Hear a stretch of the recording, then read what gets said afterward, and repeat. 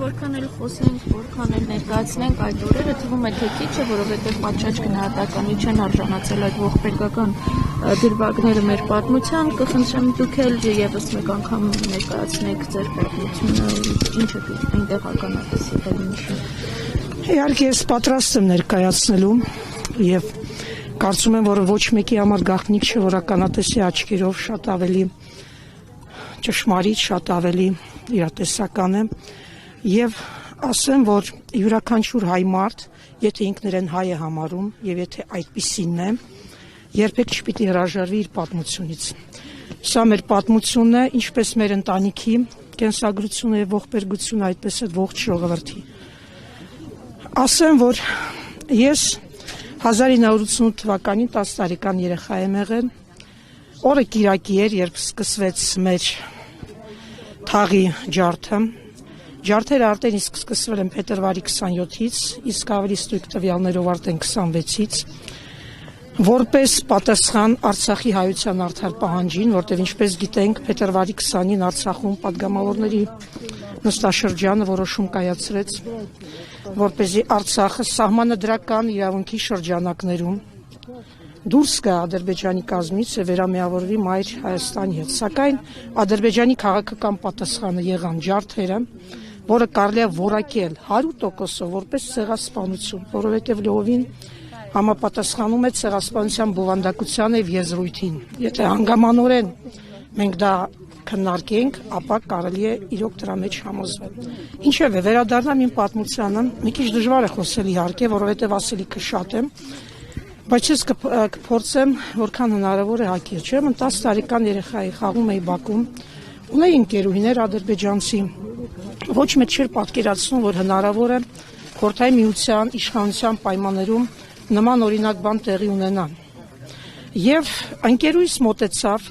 ընդամենը երեխա ենք, եւ ասաց, որ հիմա մենք հայերին պետք է կոտորենք։ Եվ Թուրքիան մեզ կօգնի։ Ես ուզում եմ դա շեշտել, որովհետև ոչ մեկի համար գաղտնիք չէ, որ Թուրքիան միշտ հանդիսացել է որպես ավագ եղբայր Ադրբեջանի համար, եւ այն ինչ որ անում է հիմա Ադրբեջանը, նաեւ պայմանավորված է թուրքական պետության պանթուրքիստական ծրագրերից բխող քաղաքականությամբ, եւ երբեք չեմ մոռանա, որ ասեց Թուրքիան մեզ կօգնի եւ ասեց ձեր հայերը Ղարաբաղ են պահանջում։ Ես հենց այդ պահից իմացա, որ ինչու՞մն է խնդիրը, բայց չպատկերացի ողջ եղելությունը եւ ողջ այդ սարսափելի ճշմարտությունը, որը պիտի երևի ժամեր առաջ, որին պիտի ականատես լինեի։ Ես բարձրացա տուն, անմիջապես հայտնեցի, որ իմ ընկերուհին այդպիսի բան ասաց։ Իհարկե տանը ոչ մեկ ասեմ, ես ինչպես որ հիշում եմ, ոչ մի ասենք բառ չասեց, անգամ դեմքի արտահայտությունից դա այդքան էլ չերևաց, որ ինչ որ անհանգստություն կա, որտեղ նորից եմ կրկնում, ոչ մեկ չէր պատկերացնում, բայց հայրս եւ պապիկս, հայրս տեղյակ էր, անկեղծ ասած ինքը գիտեր ինչ էր կատարվում, որովհետեւ ինքը դուրս էր գալիս խանութներ եւ տեսնում էր ինչ է կատարվում, բայց մեզ չի ասել։ Տղամարդիկ սկսել են նախապատրաստվել ինքնապաշտպանության, այդ ժամանակ մենք ընտանիքում 6 հոգի էինք, հայրս, պապիկս, տատիկս, մայրս, ես, քույրիկս եւ եղբայրս 6 հոգի։ Ես տեսա ինչպես է հայրս եւ պապս հանում մեծ դանակներ, խոհարարական դանակներ ունեինք տանը, որտեղ պապս խոհարար էր։ Հայրս ինչ որ կացին էր հանում, ածխաթթու ջուր են տաքացնում երման, որպեսզի պատրաստվեն ինքնապաշտպանության։ Իհարկե այդ ամենը ահավոր էր, ես չեմ կարող հիմա հաղորդել այն բոլոր զգացողությունները, որ այդ պահին ինձ պատել էին, բայց ինչ որտեղ պատմելով հիմա այստեղ վերհիշելով իհարկե ինչ որտեղ այն զգում եմ, ասեմ ձեզ։ Եվ ժամեր անց, ոչ թե ժամեր անց, մի քանի րոպե անց, երևի թե ցերեկվա ժամը 1-ն էր, ես չեմ հիշում, բայց օրը կիրակի էր, փետրվարի 28-ն էր։ Մեր ամբողջ բակը լցվեց սևազգեստ մարդկանցով, ջարդարարներով, որոնք բոլորը սև էին հագած, կրում էին սև ժապավեններ եւ գոչում էին մահ հայերին եւ անգամ կարգախոսներ են հնչում ռուսների դեմ։ Ես ուզում եմ, որ այդ փաստը ֆիքսեն, որովհետեւ երբ որ այսօր խոսվում է հայ-ռուսական հարաբերությունների մասին, ապա չգիտեմ ինչու մոռանում են, որ մենք թերևս ունենք շատ ավելի ընդհանուր շահեր հիմա այսօր եւ այսօր տարածաշրջանում քան միգուցե երբևէ։ Ինչևէ, ռուսները դուրս, դալոյ ռուսկիխ, այդպես ասեմ ռուսերեն։ Եվ այդ պահին, երբ արդեն ամբողջ այդ ջարդարանների խումբը շրջապատեց շենքը, հայրս երեխաներին տարավ ապահով տեղ, մենք լոգասենյակում ենք գտնվում, ասաց, որ դռները փակենք, անգամ անջատեց լույսերը, բայց քանի որ շուտ էր մտնում ձմեռ էր, հավանաբար վախեցավ, որ ոչ թե վախեցավ, անհանգստացավ, որ կարող է մենք վախենանք մթության մեջ նստել, հետո վառեց լույսերը նորից։ Եվ այսպես մենք մնացինք լոգասենյակում այդ սարսափի ու վախի զգացողությամբ։ Երևի թե երեխա ենք, այդքան չենք պատկերացնում իրավիճակը, միգուցե։ Եվ մի պահ ուրեմն լսվեցին ձայներ։ Ուրեմն ադրբեջանցիները գոռում գոչումով բարձրացան վերև, զարկեցին մեր դռները, նրանք նախապես գիտեին, որտեղ են հայերը բնակվում, որովհետև օրեր առաջ ինչ որ գրառումներ են կատարում, մտնում են ինչ որ նպատակով, ֆիքսում էին, ասենք, հայերի բնակարանները, որպեսզի կարողանան հեշտությամբ, ասենք, իրենց ծև գործը անեն։ Եվ երբ որ դռները ծեծեցին, արդեն հայրս ու պապս սպասում էին, եւ հարց հնչեց. դուք ադրբեջանցի եք թե հայ։ Պապս հավանաբար ասեց հայ եմ, այն մտքով, որ ուրիշ, ասենք, միգուցե դա հնարավորություն կտար հետ գնալու, բայց իրենք արդեն գիտեին։ Եվ սկսեցին դռները ջարդել։ Այդ ընթացքում, անկեղծ ասած, մենք ոչինչ չենք տեսել։ Մենք ուղղակի լսում էինք եւ կարելի էր ենթադրել ինչ էր տեղի ունենում։ Մի պահ ես շատ հետաքրքրասեր էի, ճիշտը շատ վախեցած էի, բայց ուզում էի տեսնել ինչ է կատարվում։ Երբ որ բացեցի լոգասենյակի դուռը մի պահ, ես այդ պահին տեսա, ինչպես է հայրս կացինը օդի մեջ, արդեն պատրաստում հարվածել։ Ես չկարողացա նայել, իհարկե փակեցի դուռը, սիրտս սկսեց ավելի արագ բախել, այսինքն վախի զգացողությունը, ասեմ, մշտապես մեզ ուղեկցում էր ամբողջ ինքնապաշտպանության ընթացքում, երբ որ տղամարդիկ մուտքում, հետո ինչպես մենք տեղեկացանք, մենք ունենք հարևաններ, նաև երկրորդ հարկում ապրում ենք, երրորդ հարկում երկրորդ հարկի հարևանները, Տրթացյանները, հայր եւ որդի 4 հոգով 8-ից 9 ժամ դիմադրում են թուրքերին։ Իսկ մենք գտնվում էինք լոգասենյակում, իմ տատիկս եւ մայրիկս գտնում էին ադրբեջանցի հարևանուհու տանը, որը իդեպ թույլ չտվեց, որպեսզի մեր հարազատները դուրս գան, որովհետև ասաց, որ ձեզ կսպանեն, գոնե դուք ողջ մնացեք, տղամարդկանց սպանելու են, որպեսզի ձեր երեխաներին տիրություն անեն։ Եվ այսպես մենք առանց իմանալու, թե ինչ է տեղի ունենում, որտեղ են մեր հարազատները, այսպես ասենք, լուրջ ունեինք, պարզապես սպասում էինք այդ ողջ ընթացքում, թե ինչ պիտի տեղի ունենա։ Այդ ընթացքում հայրս եկավ, մեզ տեղափոխեց ննջասենյակ, մտածելով, որ ավելի ապահով կլինենք, եւ հավանաբար պետք է իջնեին ներքև, միանային մեր հարևանների հետ եւ այսպես 4 հոգով դիմադրեին եւ անհայտ էր ինչքան, որտեղ մենք չգիտեինք, որ զինվորները պետք է գային, իհարկե ուշացան, ինչպես Միխայել Գորբաչովն էր ասում, ԽՍՀՄ-ի վերջին նախագահ, այդպես ասենք, որ զինվորները ուշացան 3 ժամով, բայց իրականում նրանք 3 օրով ուշացան, որովհետև արդեն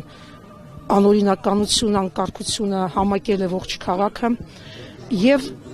ասեմ ձեզ մի քիչ առաջ ու հետ եմ անում դեպքեր, իհարկե կներեք, որովհետև նորից եմ ասում, ասելիքը շատ է, պարզապես ես այն դրվագները ներկայացնեմ, որոնք կոնկրետ առնչվում են մեր տեսածի հետ ու մեր լսածի հետ։ Ուրեմն 4 հոգով դիմադրում են 8-ից 9 ժամ։ Երբ որ հայրս վերջին անգամ մեզ արդեն տեղափոխում էր ննջասենյակ, ես ասեցի, կվերադառնաս, ինքը իհարկե ասեց այո։ Դա եղավ թերևս վերջին րոպեները, երբ ես տեսա իմ հորը։ Եվ ճիշտ է, պապիկիս տեսել էի նաև, որովհետև ինքը ընթացքում մտնում էր բնակարանը, այնտեղից թուրքերը, երբ որ սխալը հազանգով կանչեցին հրշեջ մեքենան, որովհետև երբ որ գրոհում էին մի ուղղությամբ, հնարավոր չէր ինքնապաշտպանությունը կոտրել, անգամ ես լսել եմ ձայներ, որ ինչպես է մի ադրբեջանցի ջարդարար խնդրում էր հորս, որպեսզի հայրս դռները փակի։ Դա եղել է այն ժամանակ, երբ արդեն հրշեջ մեքենան, ուրեմն դիտավորյալ ադրբեջանցիները ասել են, որ հրդեհ է բռնկվել, կանչել են, որպեսզի կարողանան ուրեմն աստիճանները դնեն եւ բարձրանան եւ իհարկե կտուրի վրայից այսպես շրջափակման մեջ առնեն, անգամ ինչպես նաեւ ես իմացել եմ, մեր ուրեմն երկրորդ մուտքի հարևանի հայ հարևանի ուրեմն բնակարանի պատն են քանդել, այսինքն իրենց հաջողվել է 3 կողմից շրջափակման մեջ առնել, ուրեմն հայրիկիս, ինչպես նաև պապիկիս եւ 2 մեր հայ հարևաններին եւ այսպիսով իսկ դյուրացնել իրենց ուրեմն նպատակը։ Եվ պապս մտնում էր, որովհետև եղել են դեպքեր, երբ ադրբեջանցիները անգամ պատուհաններից փորձում էին ներս մտնել, այսինքն տարբեր կողմերից, որպեսզի կարողանան դիմադրությունը մարել։ Եվ երբ որ պապս զարկեց դուռը, ննջասենյակի դուռը, մի բան ինչ-որ մեկը զարկեց, ես չհամարձակվեցի բացել, բայց բացեցի բոլոր դեպքերում ու տեսա պապիկիս դեմքը այսպես սառը, մի տեսակ մտքերի մեջ, դե բնական է ասենք այդ իրավիճակում եւ ասեցի ինչ են ուզում ադրբեջանցիները, ինչի համար են եկել, գնա ասա թող Ղարաբաղը իրենց լինի, այսինքն այդ պայն ես այդպես է ասում, ինչի համար են եկել, դե երեխա է, չէի պատկերացնում, բնական է որ հիմա այդպիսի բան չեմ էլ ասի, որտեւ ինձ համար Ղարաբաղը դա Արցախ է, եղել է Արցախ ու կլինի Արցախ։ Պապս նայեց ինձ, ասեցի ուր է, պապան ուր են, եւ այդպիսի հարցեր էի տալիս, ինքը լուրը չէր պատասխանում, ոչ մի բան չէր ասում ինքը։ Եվ այդ ընթացքում ինքը մտնում էր, որպեսզի ասենք նորից ջրերը տաքացնի, երմանջուրը ածխալ, ինչ կար չկար այդ օրը մեր տանը, օգտագործել են ինքնապաշտպանության նպատակով։ Եվ պապս հետո մի առիթով պատմեց, երբ որ հորդ բռնեցին, ասեց հայրիկիդ, ինքը շատ վիրավոր էր, իրեն խփել են մի քանի տեղից, ինքը փորձեց այդ վերջին իր ուժերը հավաքել եւ հորս օգնության հասնել, եւ երբ որ ադրբեջանցիները դա նկատեցին, իհարկե մինչև վերջ կարելի է ասել այդքան հարվածեցին ու խփեցին, որ պապս պատմում է, հիմա ինքը ողջ չի, մահացած է։ Ուրեմն ինքը պատմում է, որ ինքը այդպես արյունլվա անկավ ուրեմն այդ լողավազանի վրա եւ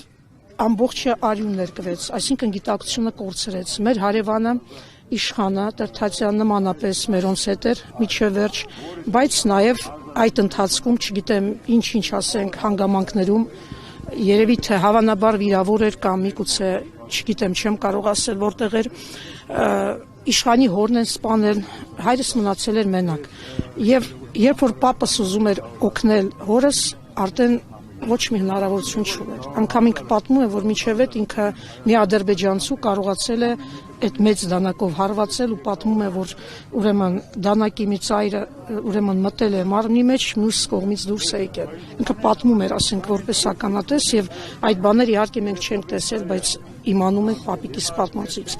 Մի խոսքով հայրս զոհվեց, ինքը վերջինն էր, որին ադրբեջանցիները սպանեցին մուտքում, մնալով մենակ 10-15 րոպե հետո եկան զինվորները։ Բայց ես ուզում եմ մի, ասենք, նաև նորից հիշեցնեմ, նորից ասեմ, որ այն ինչ որ տեղի ունեցել Սումգայիթում, դա նախապես ծրագրած էր ադրբեջանական իշխանությունների կողմից, դրա մեջ ոչ մի կասկած չկա, եւ իշխանությունների, գերագույն իշխանությունների, Մոսկվայի, այդպես ասեմ, կենտրոնական իշխանությունների թողտվության պայմաններում էր իրականացվում։ Այսինքն հայ ժողովրդի արցախյան պայքարը մարելու, այդ ոգին մարելու, շարժումը կասեցնելու նպատակով թույլ տրվեց նման ոչրագործություն, բայց ոչ մեկ չէր պատկերացնում, որ դա ավելի եւ ավելի կսրեր ընդհանրապես շարժման այդ տրամադրությունը, եւ բոլորս ինքներս տեսնում ենք, որ ինչ է կատարվում, այսօր հերքել պատմական ճշմարտությունը նշանակում է լինել իր իսկ ազգային ինքնության թշնամին ու այն հայը, որ կհամարձակվի նման բան ասել, կբերեք ինձ ասեմ ձեզ, երևի թե դրսի թշնամուց ավելի թշնամի է ու ավելի գոհ։ Այդ կներեք, ինչպես են Հայաստանում պատրաստվում Ադրբեջանի հետ խաղաղարել, Ադրբեջանի վերաբերմունքը հայության նկատմամբ որևէ կերպ փոխվել է։ Ադրբեջանի վերաբերմունքը հայության նկատմամբ չի փոխվել, որովհետև այսօր շրջանառվում է շատ է խոսվում արևմտյան Ադրբեջան, այդ ասույթը միշտ պաշտոնական Բաքուն, ասենք, միշտ հնչեցնում է, եւ այս պարագայում, երբ որ Ադրբեջանը մեր պապենական, մեր պատմական հողերը, ես էլ չեմ խոսում Արցախի մասին, խոսում եմ հենց բուն Հայաստանի Հանրապետության տարածքի մասին, անվանում է Արևմտյան Ադրբեջան, չի կարող գնալ։ Դա կեղծ խաղաղություն է, ավելի սարսափելի, քան ասենք պատերազմը։ Իսկ եթե Սումգայիթյան, Բաքվի, Կիրովաբադի ջարդերը, ցեղասպանական գործողությունները միջազգային հանրության կողմից պատշաճ իրենց գնահատականը ստանային, 2020 թվականին, 23 թվականին Արցախում ցեղասպանական գործողություններ կլինեն։ Եթե իհարկե իրենց պատշաճ գնահատականը ստանային, նման ցեղասպանություններ չէին կրկնվի։ Իրավիճակը այդքան չէր սրվի, բայց մենք բոլորը շատ լավ գիտենք, գիտակից մարդիկ ենք, որ այստեղ առկա են շահեր։ Եթե մենք խոսում ենք շահերի մասին, ապա բնական է, որ մարդկանց կյանքը ընդհանրապես արժեք է կորցնում։ Մեծապետական շահերի ընդհանրապես ասենք այդ բախման խաչմերուկում։ Այսօր նույն իրավիճակն է, այսօր Ադրբեջանը չեղածը ներկայացնում է եղածի պես, խոսում է Խոջալույի մասին, մի բան, որ սարքել են հենց իրենք, ասենք հայ-ադրբեջանական աչին պատերազմի ժամանակ, ինչի մասն է խոսքը։ Եվ այդ պետությունը, որը ոտից գլուխ հանցագործ է, այսօր ինչ-որ դատավարություններ է կազմակերպում։ Հանցագործը դատում է հանցագործին, իրենց ասելով։ Բայց մենք մեր իրավունքներն ենք պաշտպանել։ Արցախը ինքնապաշտպանվել է, Արցախը պահանջում էր պատմական արդարություն։ Մենք ասում եմ, նորից եմ կրկնում, եւ այսօր հրաժարվել դրանից, նորից եմ ասում, ոնց կարող է հայ մարդը, առհասարակ հայ մարդը, ոչ թե անունով հայ, որտեղ կոչումով անունով շատերս ենք հայ, բայց մեր էությամբ ով ենք մենք մեր էությամբ, ազգություն չունենք, նորից եմ ասում, ես չեմ հավատում, որ խաղաղությունը հնարավոր է, որովհետև Ադրբեջանում ոչինչ չի փոխվել։ Միգուցե կան առողջ դատողությամբ մարդիկ, բայց իրենք պետական մակարդակով հայատյացություն են քարոզում եւ դեռ կարող եմ ասել առիթը բաց չեն թողնի պանթուրքիստական ծրագրեր իրականություն դարձնելու համար։ Ասում եմ 10 տարեկանում իմ լսածը, այն ինչ որ ես հիմա լսել եմ 10 տարեկանում, հիմա ակնհայտ, ասում եմ, մենք հայերին կոտորելու ենք եւ Թուրքիան մեզ կօգնի։ Իսկ ինչ վերաբերում է հայ-ռուսական հարաբերություններին, նորից եմ կրկնում, եթե ասենք հնչում են կարգախոսներ անգամ Ռուսաստանի ռուսների դեմ, ապա մենք պիտի այստեղից մեր հաշիվները ասենք